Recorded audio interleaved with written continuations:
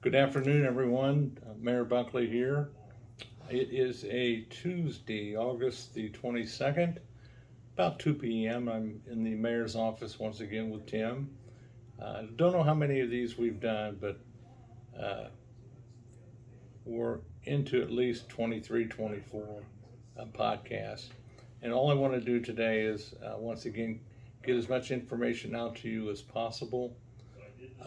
We've had a couple of serious incidents over the past 2 weeks, and I wanted to touch base on those with you.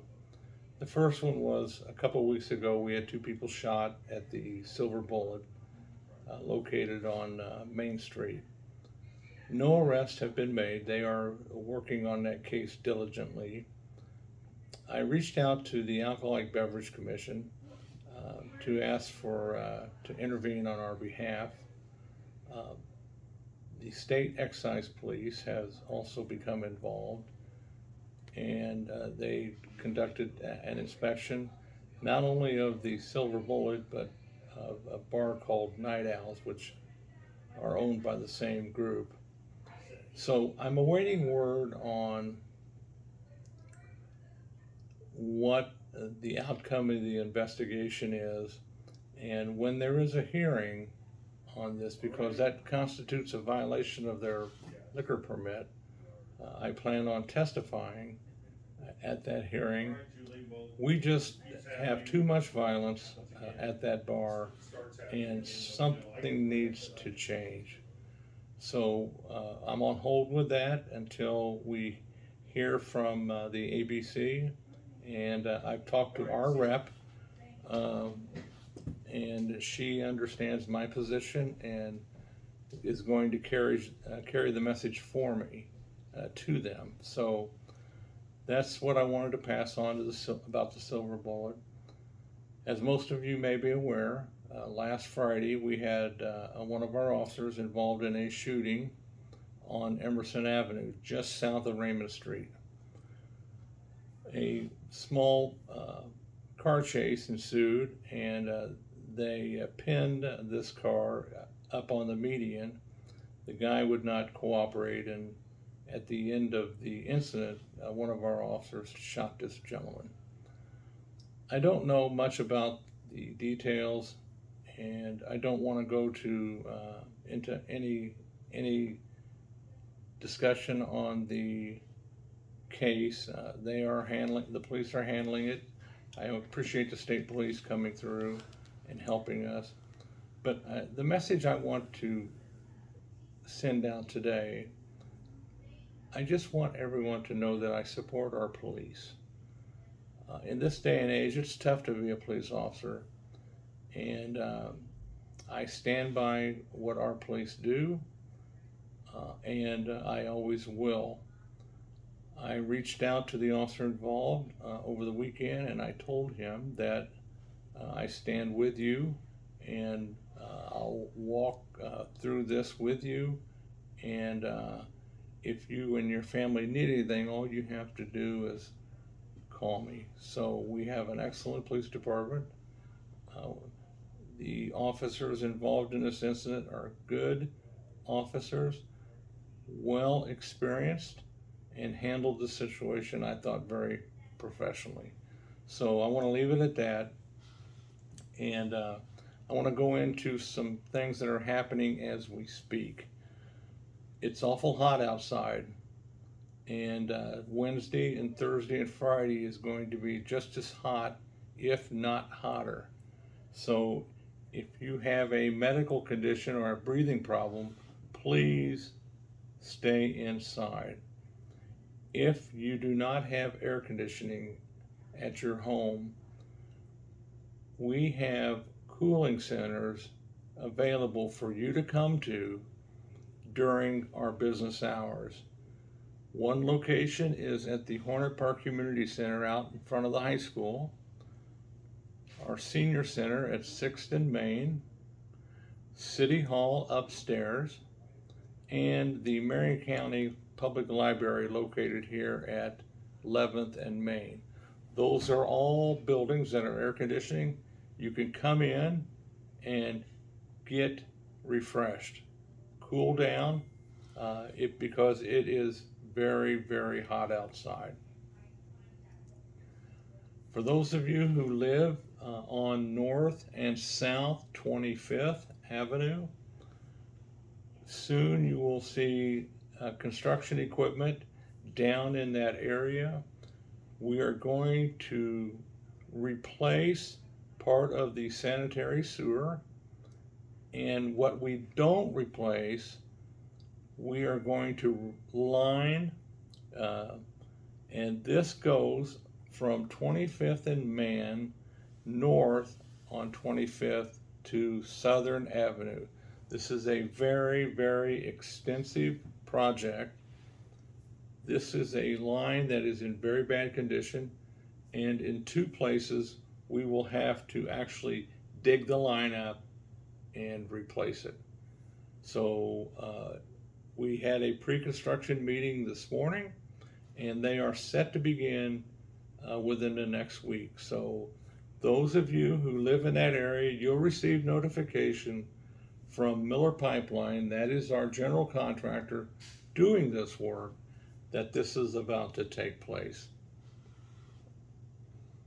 Last night at our Board of Works meeting, we opened a bid for the McFarland Creek Drainage project located over there on Dangerfield. We received one bid, and unfortunately we are going to reject that bid because it came in way too high. The engineer's estimate for that project was $890,000. This bid came in at $1.9 million.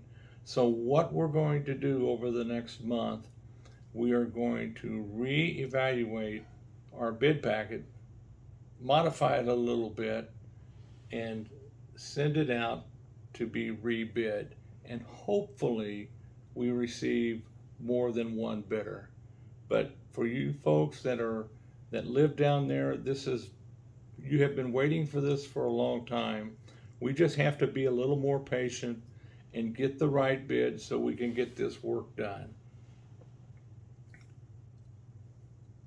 On Friday, September the 1st at 11 o'clock, Friday, September the 1st at 1 p.m., we will have a dedication ceremony for a Safe Haven baby box.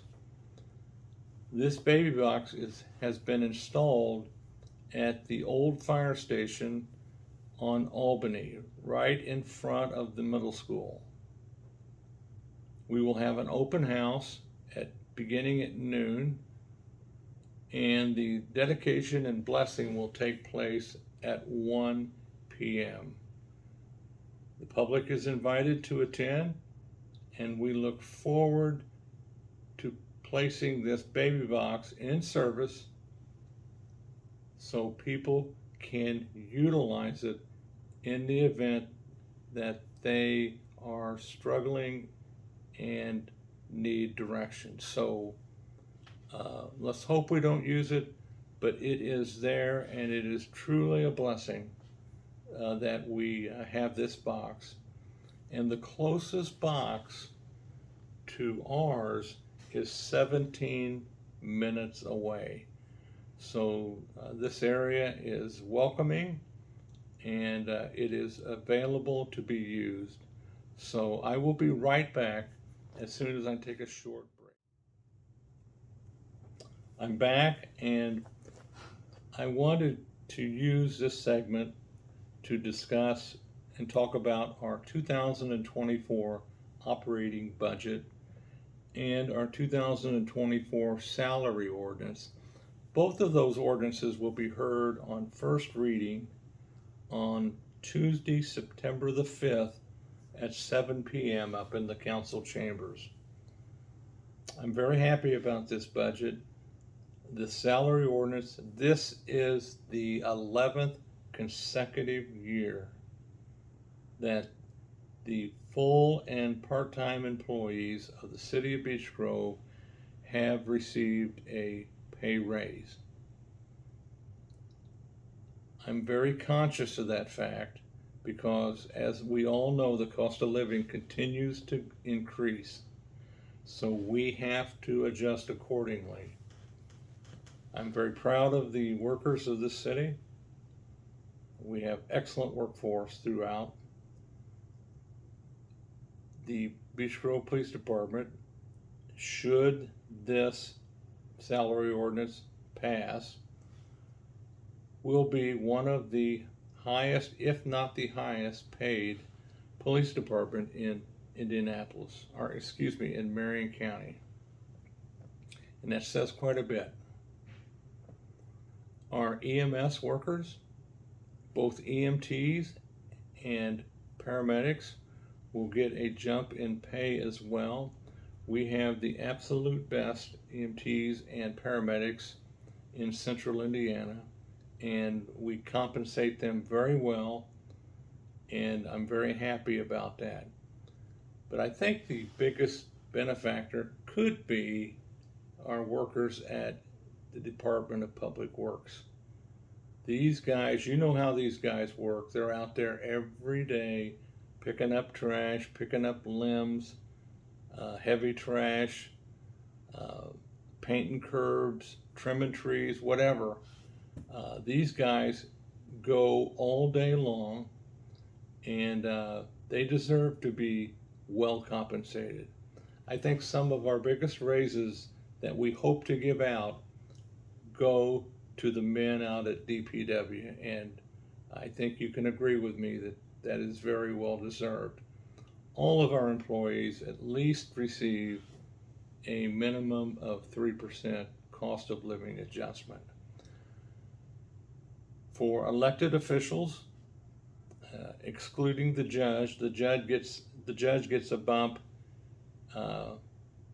in base salary because he hasn't received a raise in several years.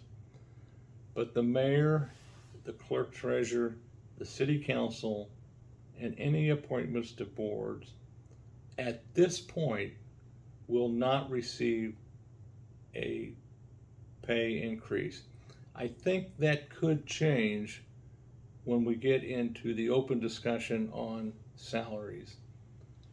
But I wanted to pass that on because I think the 12 years I've been mayor, I've only gotten 2 raises maybe, and I didn't want either one of those because that's not what this is all about. Some of the highlights of our budget include adding more police officers. In 2013, Dr. Kaiser and I placed 1 school resource officer at Beech Grove High School. At the beginning of 2024, we hope there are 4. We've come a long way in protecting our students, our kids at schools, but my goal was before I left office that we were going to have 5 school resource officers, 1 at each building, but I fell 1 short. But that's all right. We've got 4, we'll have 4 in the schools, and I think that's excellent. We are getting several new vehicles between now and 2024. DPW is getting ready to take delivery of a new trailer that has a pump and a jet machine on the trailer, and this is for sewer lines and storm drains. By the end of this year, DPW should be taking delivery of 3 new F-550 pickup trucks. And our director has ordered 4 new F-250s pickup trucks for DPW and 2 F-250s pickup trucks for our Parks Department. So we are continuing to upgrade our machinery and vehicles, and that is a testament to our director and his staff for maintaining operational vehicles. So we're very happy about that. Utilities continue to rise. All of us will see an increase in our electric bill, gas, and water. The only thing that hasn't went up in price is your sanitary sewer bill from the city. You're going to see an increase from AES and Citizens Energy Group. So we are calculating those increases so that we can budget accordingly. One of the big items in this budget is motor vehicle and highway, and LRNS, local roads and streets. We will have over $320,000 in the MVH restricted fund for 2024. That means we can only spend that on roads. Can't spend that on anything else. And over $275,000 in local roads and streets. So next year is going to be a very good year for the city of Beech Grove. We have already set in place our paving for next year. And the paving project is one of the largest that I have seen in a long time. We are going to pave over $1.3 million in roads. So that is very good. And the biggest improvement that you will see next year is that 2nd Avenue from Churchman all the way to Albany will be completely redone. That road is failing fast, and we're going to have to take part of that road out. Next year should be construction of the Hornet Greenway, which will wind around Beech Grove High School. That's the last leg of the Greenway. We began with Franciscan Trail, Thompson Trail, and now we are ending with Hornet Greenway, which is another 1.1 mile of trails. I'm very happy with how often the trails are used in the city of Beech Grove. So this is a continuation of a community that is very walkable. If you live up on the northwest corner of Beech Grove, in the early spring you will be seeing construction of the roundabout at 25th and Churchman.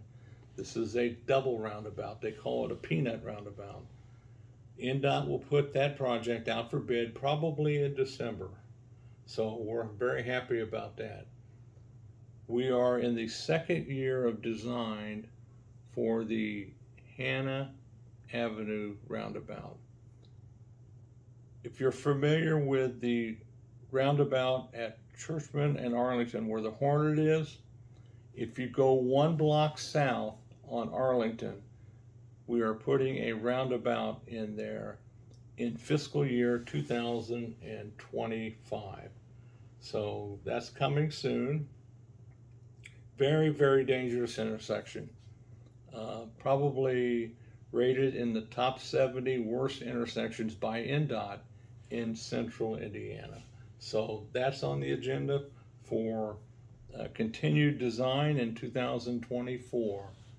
So all of these things are going on, and we're very happy about that, and we hope that the council will see it as we do and approve these increases for our employees and all of the projects that we have going on. We want to continue to make Beech Grove better and better and better. And there's a lot of things in place now that will be done in 2024 to cause the city to continue to move forward. So I'm very happy about that. And I will be right back to. All right, I'm back for the final segment. And what I want to do, folks, is give you some dates and times of some important events that are happening through the city in September and at the end of August. This coming Saturday, August 26th, behind City Hall from 9 in the morning till noon is another free shredding event, appliance drop-off, medicine disposal, eyeglass disposal, and syringe disposal. So that is available. Drive through, and there will be volunteers that will take your shredding and any appliance that you would like to drop off. That evening on Main Street, beginning at 5 o'clock, is the Music on Main, sponsored by the Greater Beech Grove Chamber of Commerce. So that will be in the area of 5th and Main. So we encourage all of you to come out and listen to some good live music. Every month in the spring and summer we have First Friday. First Friday event will be held again on Friday, September the 1st from 5:30 at night until 9. That encompasses Main Street from about 4th to 8th. It's a pretty neat event. When we did this in August, they had over 90 vendors that lined Main Street. So you can come down and have a meal and shop local and visit all of these booths. We encourage you to visit and shop at our local businesses on Main Street. On September the 11th at 9 a.m., I ask that you pause for a second in remembrance of 9/11/01. 22 years ago.